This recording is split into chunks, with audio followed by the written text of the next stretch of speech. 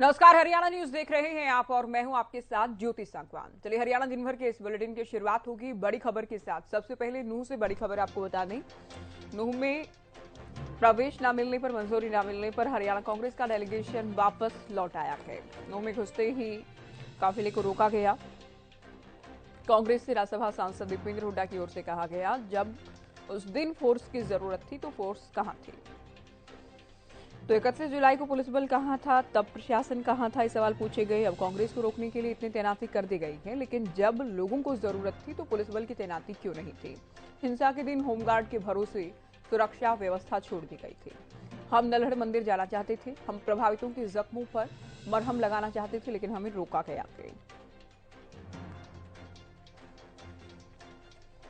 तो ये बड़ी खबर आपको बता रहे हैं। कांग्रेस का डेलीगेशन नूह पीड़ितों से मुलाकात के लिए जा रहा था, जायजा लेने के लिए, लेकिन प्रशासन ने मंजूरी नहीं दी। बाकायदा नूह एसपी की ओर से कहा गया कि अभी हालात सामान्य होने के करीब हैं और जब हालात सामान्य हो जाएं तो उसके बाद ही इस तरह का दौरा किया जाना चाहिए।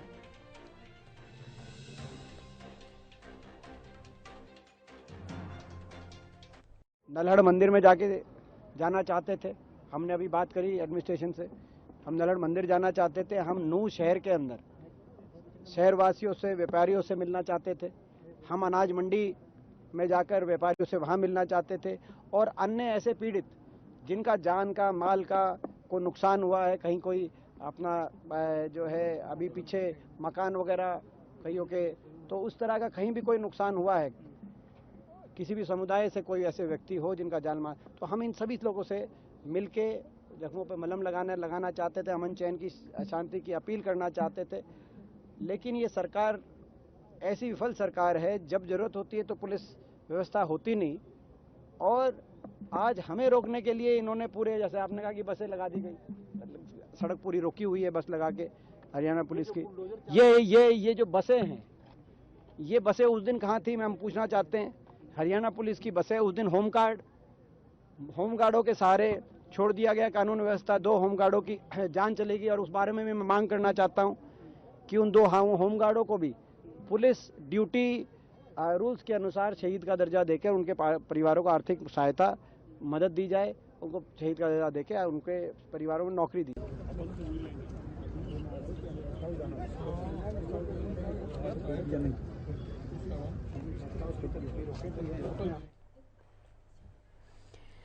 चलिए इसी के साथ हरियाणा बीजेपी से प्रवक्ता रमन मलिक हमारे साथ जुड़ गए हैं। कांग्रेस प्रवक्ता केवल ढींगरा जी फोन लाइन पर आ गए हैं। स्वागत है दोनों का हरियाणा न्यूज पर। रमन मलिक जी, पहला सवाल आपसे दीपेंद्र हुड्डा के आरोप के साथ।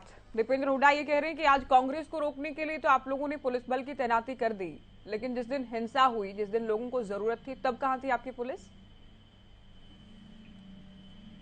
अब मेरे को लगता है तो मामन खान के धोखे में रह गई, क्या अल्ताफ के धोखे में रह गई होंगी, या जो भी वजह रही है, जिन जिन ने कोताही बरती है उनको देख रहे हैं और उनको ट्रांसफर भी करा और भी जो भी एक्शन लेना हो लेंगे। लेकिन फिलहाल तो ये बताएं कि इनको मामन खान को तफ्तीश करते हुए या कांग्रेस को ये करते हुए कि जी हमने, अगर ऐसे आरोप आ रहे हैं, इतने गंभीर आरोप आ रहे हैं, तो हमने अपनी ये जो डेलीगेशन से पहले उसको बुला के शो कॉज नोटिस तो देना था कि ऐसे आ रहे हैं, आप बताइए आपकी क्या संलिप्तता है, अपना बचाव बताइए।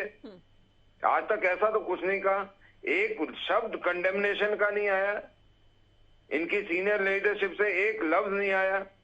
ना इनका गोधरा में आया था जब ऐसे बोगी जलाई थी, तब भी कांग्रेसी कार्यकर्ताओं के ऊपर कंडेमनेशन नहीं बोला था।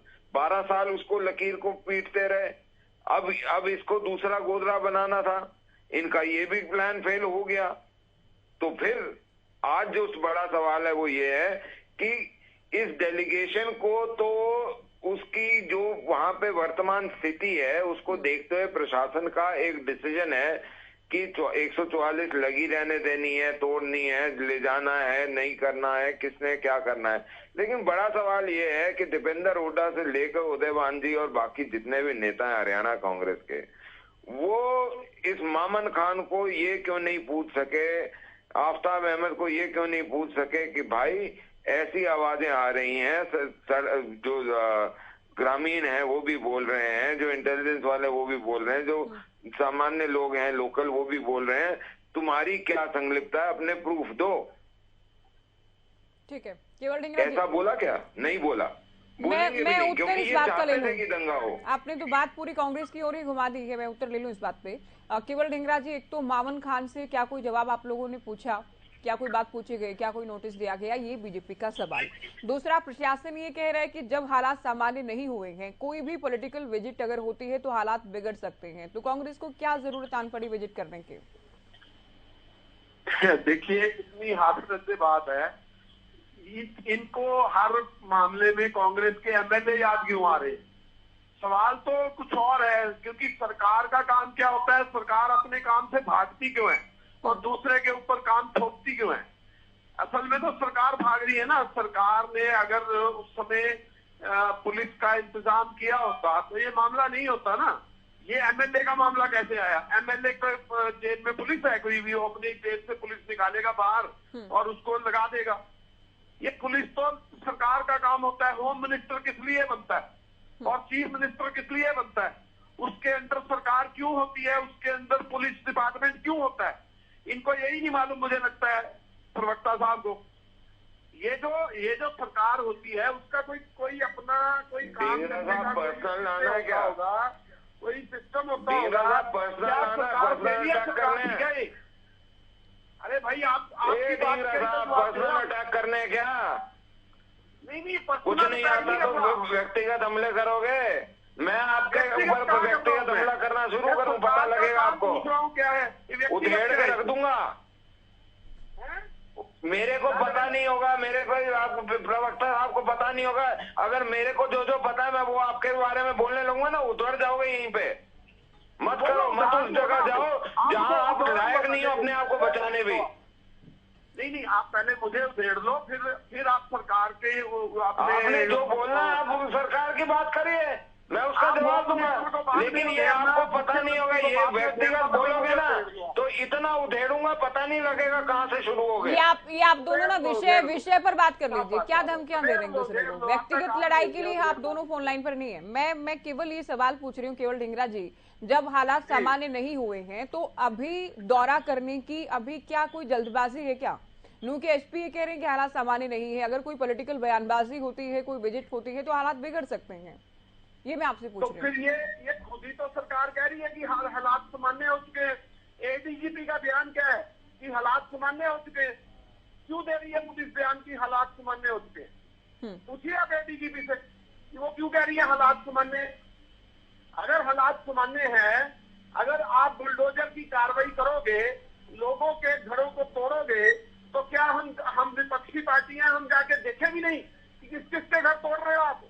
तो आप लोग जिनके घर टूटे हैं उनसे मुलाकात के लिए जा रहे हैं, या फिर वो जो हिंसा हुई, दंगे हुए, उनके पीड़ित हैं उनसे मुलाकात के लिए जा रहे थे? केवल जी, हम सभी हालात की जानकारी लेने के लिए जाना चाहते हैं। हम ये देखना चाहते हैं कि सरकार क्या क्या कार्रवाई कर रही है, अब क्या कर रही है। हालांकि सरकार को इसके ऊपर एक संज्ञान लेना चाहिए, एक कमेटी बिठानी चाहिए जुडिशियल सिटिंग जज की, और वो जांच करे, इंडिपेंडेंट एजेंसी जांच करे कि इस मामले को किसने बिगाड़ा, क्यों बिगड़ा, क्यों क्या हुआ। जब तक वो नहीं होता तब तक तो चलिए जांच की भी आप लोग मांग कर रहे हैं। रमन मलिक जी, करीब करीब 10 दिन होने को आ गए हैं सर, क्या हालात अभी सामान्य नहीं हुए हैं? केवल जी ये पूछ रहे हैं। और दूसरा दावा तो किया जाता है कि हालात अब सामान्य हो गई, तो कांग्रेस के नेता क्यों पीड़ितों से मुलाकात नहीं कर सकते, क्यों इनको मंजूरी नहीं मिल सकती? देखिए, ऐसा है, पेट्रोल के डब्बे को सुलगती हुई चिंगारियों के पास जाके नहीं रखा जाता जब तक वो राख ना बन जाए।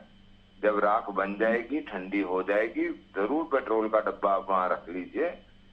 अगर आपको वहां जाना है, आप कांग्रेस नेताओं को पेट्रोल का डिब्बा मान रही बीजेपी?